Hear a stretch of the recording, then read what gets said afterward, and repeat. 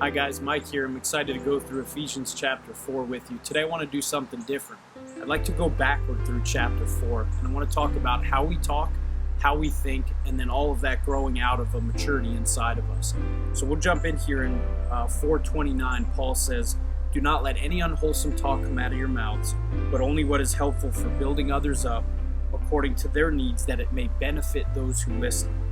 And I can think of a couple rules that would help us communicate better. One would be to speak of somebody who's not present as if they were in the room with you. The second one would be to talk to somebody instead of about them.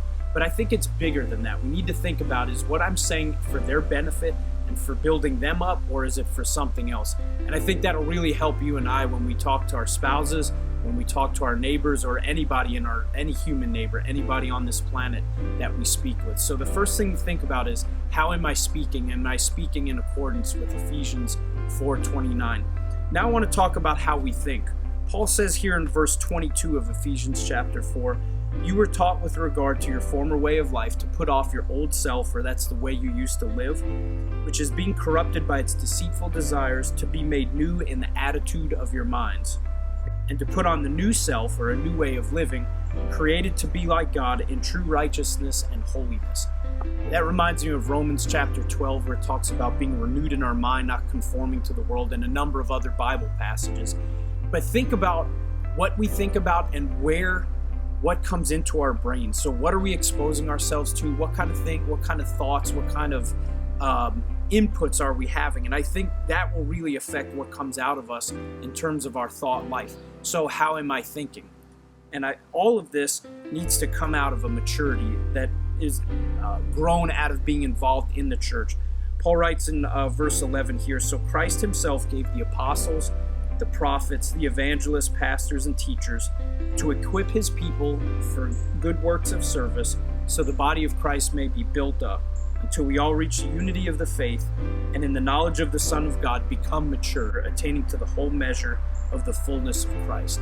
So it's a mouthful, but what Paul's saying there is, as we're involved in the church, as we use our different gifts, some of us preach and teach, some of us do great music, some of us have the gift of hospitality or generosity. We give.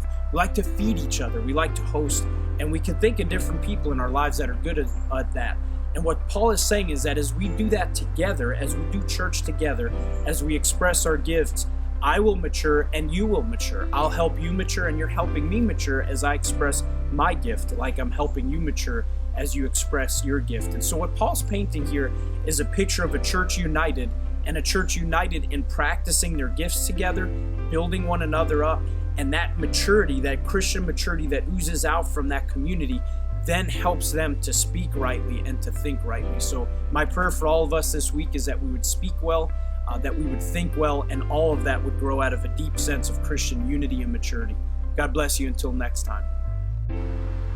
I want to invite each one of you to read all 32 verses of Ephesians chapter 4.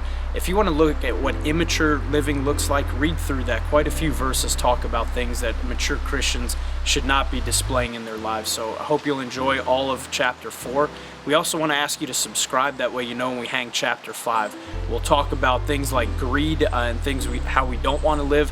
And we'll also talk about rules for Christian households. Until then, God bless you and keep you.